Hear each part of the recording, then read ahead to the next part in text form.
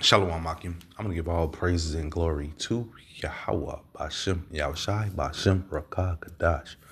Double honors to the elders and apostles of GMS who teach and roll well, and salutations to all the Akim in all four corners of earth which push the troops of sincerity. Shalom Akim. I want to get into this article here. You know, Emperor Nero is not playing. He came into office and said he's going to turn it up. It's not going to be like his last candidacy. Those were his exact words, man. And he said, I'm going to turn some things around here. And that's exactly what he's doing. Right now, they want to blame everything on the pandemic, but we know the deterioration of Babylon was happening before that. It's been going on for quite some time. I want to say, it's been going on for quite some time, and it's not looking back. It's not looking good at all. And here it is. It says Trump's tariffs wipe out $12 billion from global car makers.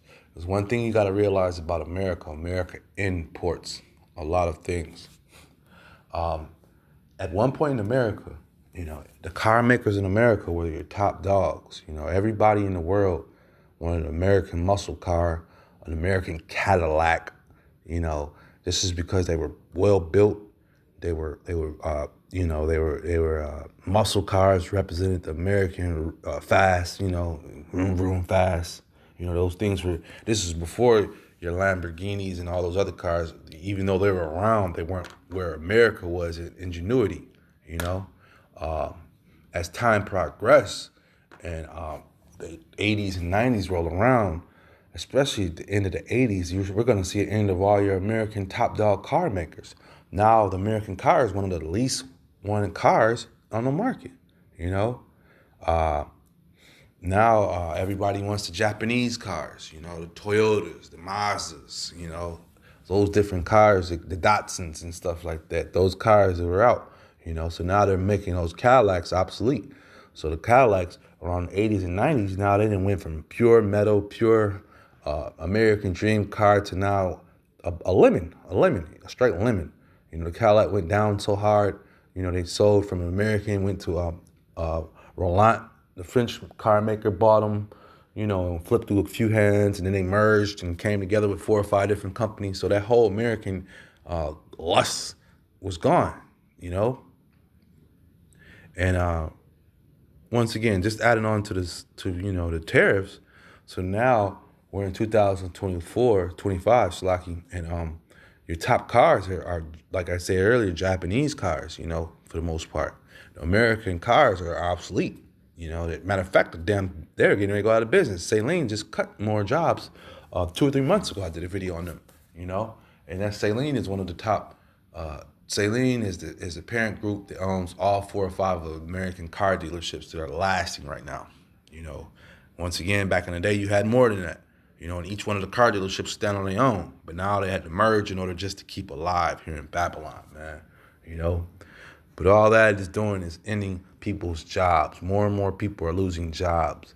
And another key point to add on, that a lot of these companies, these foreign companies, said in order for them to beat the tariffs that were coming on them years ago, and to beat because American presidents, after presidents were putting different type of trading clauses on these companies, like, hey, if you import so many cars to America, then you have to have jobs, you have to employ the Americans. So they was like, all right, cool. Well, what we'll do is we'll build plants in your country. So when I used to live in Alabama and Tennessee, you would see these different car companies coming up, and they would build these plants. They built a particular car. It wasn't building all the cars. It would just build a particular car. So if in demand was a G4 something, and that's all they built was G4s. So once the demand for the G4s went out, the company, most of the times the doors closed on that factory. So then they just started making parts and would send the parts overseas and build the car overseas and then bring it to America. So there's all sorts of ways around the different tariffs and different ways of trading. But at the end of the day, it all added to America's decline. That was the point. It was all to the decline of America, And even though, like I said, some of these companies are still having their plants up, some of them are closing, man, and they're shutting down some of those towns. It's hurting those towns. This is Ecclesiastes 12 and 1. Remember now that I created in the days of thy youth, while the evil days come not, nor the years draw nigh, when thou shalt say, I have no pleasure in them, while the sun or the light or the moon or the stars be not darkened, nor the clouds return after the rain. In the day when the keepers of the house shall tremble, and the strong men shall bow themselves, and the grinding cease because they are few, and those that look out of the windows be darkened. Ooh, scary times coming, man. I remember riding through these different areas. You can see those plants up, and then, they kept the local businesses going, or there'd be the local sandwich spot that would be there, some of those gas stations, and all these things are closing down because as the companies leave, business leaves.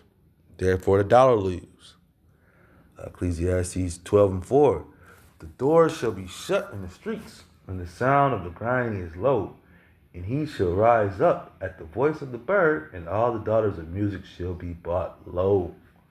That's what's happening, man. These happy places, these picture perfect towns, they're all being decimated by these different tariffs and different economical cries that are happening around the world, just coming back down to these local little towns. And once again, one thing I always like to say about these Americans, these simple-minded Americans, all they'll say is, well, it's not happening in my town. It's not happening to us over here. So we'll be all right, until it does happen to you in your little area, Ezekiel 26:13, and I will cause the noise of the songs to cease, and the sound of the harps shall be heard. No, shall be no more heard. Slack, So, once again, just adding on, man. This is why you're gonna see people. You're gonna begin to see people upset. They're gonna be mad. They're missing holidays. They can't go to vacation spots no more. They've had to miss them. They had to miss going to their favorite restaurant. The traditions are being shut down. Left and right. More and more people are staying home. The times are dangerous too. Evilness is sweeping the world right now. It's not a good time to just be out there willy-nilly. Those days are over with. It was a time for everything. And those times are over with.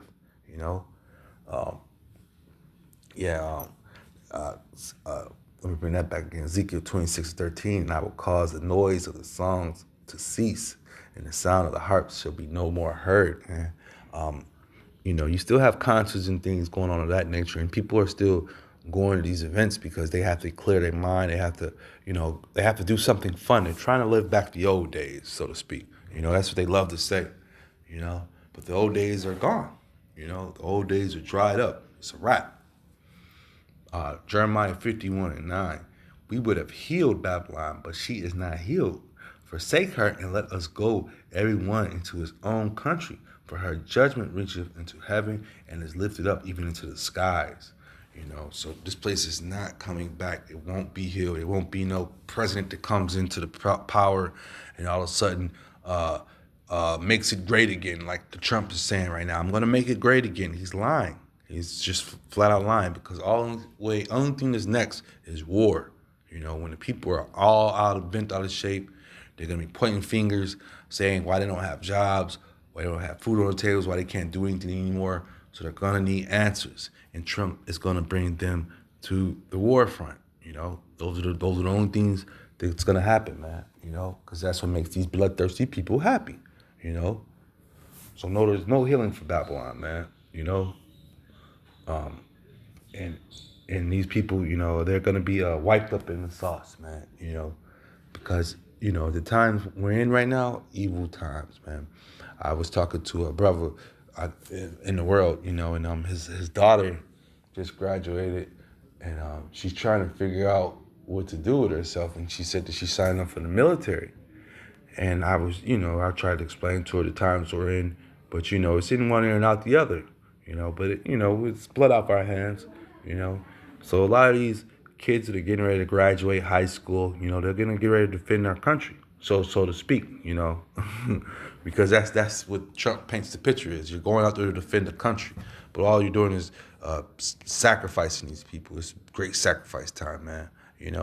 and put all sorts of propaganda lies on it to try to prop him up.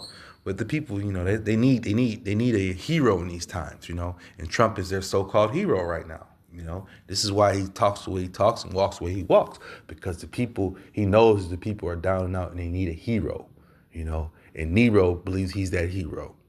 With that being said, I hope this is edifying. Shalom, Akim.